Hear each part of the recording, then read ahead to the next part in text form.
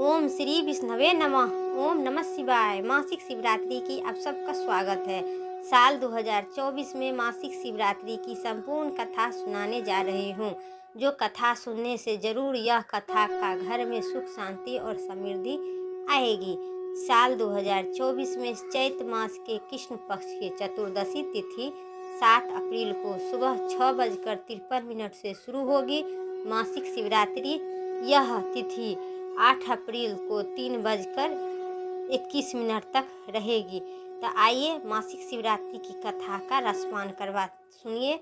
और इससे पहले कि चैनल पर नए हैं तो सब्सक्राइब करके नोटिफिकेशन आप तक पहुंचेगी। सब्सक्राइब करें और बेल आइकन प्रेस करें, क्योंकि मेरी चैनल पर धर्म और कर्म शास्त्र से जुड़े हुए मेरी चैनल पर वीडियो अपलोड करते हैं।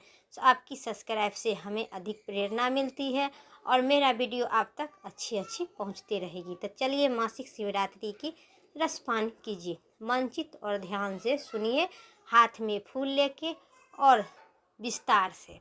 मासिक शिवरात्रि के दिन मंदिर जाकर भगवान शिव के जल अभिषेक करनी चाहिए।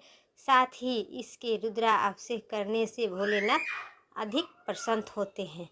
मासिक शिवरात्रि की कथा। शिव पुराण के अनुसार प्राचीन काल में चित्रभानु नामक एक शिकारी रहता था, जो जानवरों की हत्या करके अपने परिवार के पालन पोषण करता था।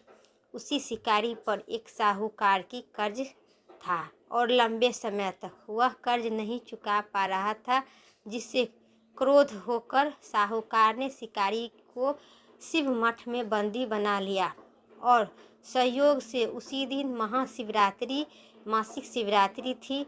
साहूकार ने घर के पूजा हो रही थी तो शिकारियों ने अपने आगमन से मनचित से होकर शिव संबंधित धार्मिक बात सुनने लगा। चतुर्दशी को उसे शिवरात्रि व्रत की कथा भी सुना। शिकारी ने शाम होते हुए साहूकार ने उसे अपने पास बुलाकर ऋण चुकाने के विषय में बात की। शिकारी ने अगले दिन के सारा ऋण चुकाने का वचन देकर बंधक से छूट चला गया। अपनी दिन चाय की भांति वह जंगल में शिकार करने के लिए निकला, लेकिन दिन भर बंदी गृह में रहने के कारण भूखे प्यासे व्याकुल था। शिकारी ने वही बहुत स्वर्ण अवसर पर उसे धनुष पर 3 तीर चढ़ाने के बाद उसे कोई नहीं शिकार मिला तो बेलपत्र के वृक्ष के नीचे एक शिवलिंग था। बेलपत्र के और ढका हुआ था। उसी बेलपत्र के पेड़ पर वो रह गया। शिकारियों ने उसका पता नहीं चला कि पत्ता के बने हुए समय जो टकराती होती है असहयोग से शिवलिंग पर गिरती चली गई है। इसी प्रकार दिन भर भूखे प्यासे शिकारियों की व्रत भी हो गया। शिवलिंग पर बेलपत्र भी चढ़ गया। एक पहर रात्रि बीतने पर शिकारियों ने एक गंभीरनी हिरनी तालाब पर पानी पीने के लिए पहुंची।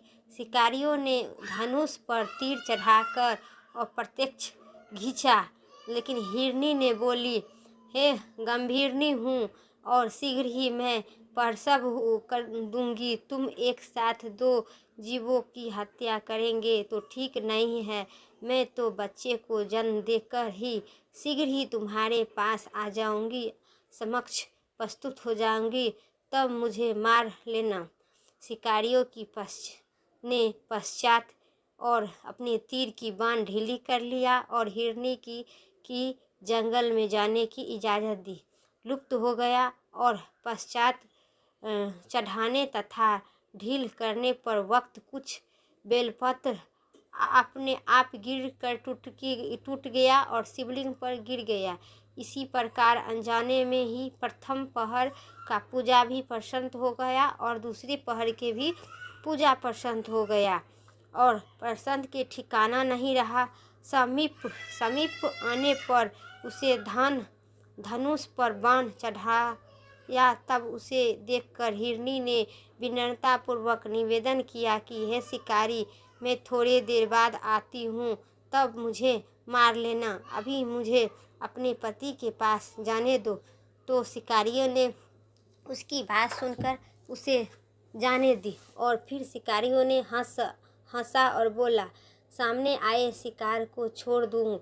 मैं ऐसा भी मूर्ख नहीं हूँ। इससे पहले कि 2 शिकार अपना शिकार को खो चुका हूँ। मेरे बच्चे भूखे प्यासे हैं, मगर मैं हूँ उत्तर में हिरनी ने फिर कहा, जैसे तुम्हें अपने बच्चे की ममता है सता रहा है, वैसे ही मुझे भी अपने शिकारियों की मेरा विश्वास लो, क्योंकि इसे पिता के पास छोड़कर हम तुरंत लौटने की प्रतीक्षा करती हूँ।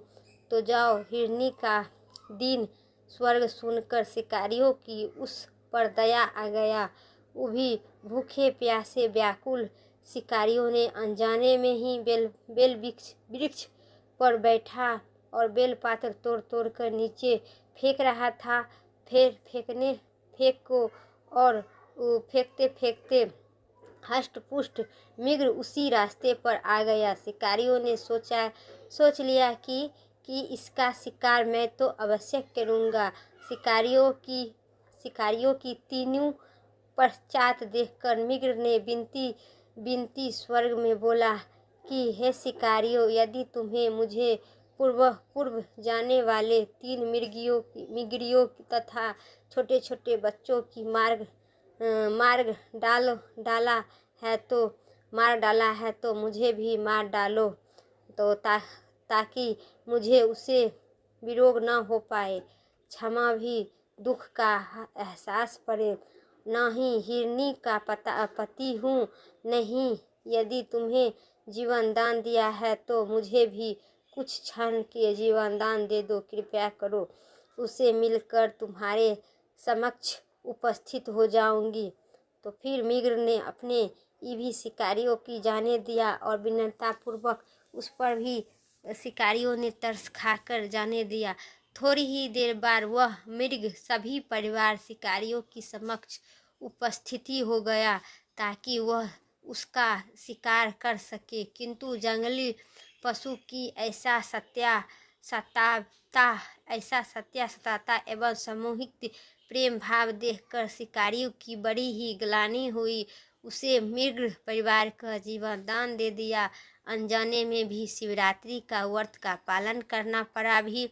शिकारियों की मोक्ष की प्राप्ति हुई और जब मृत्यु काल में यमदूत उसके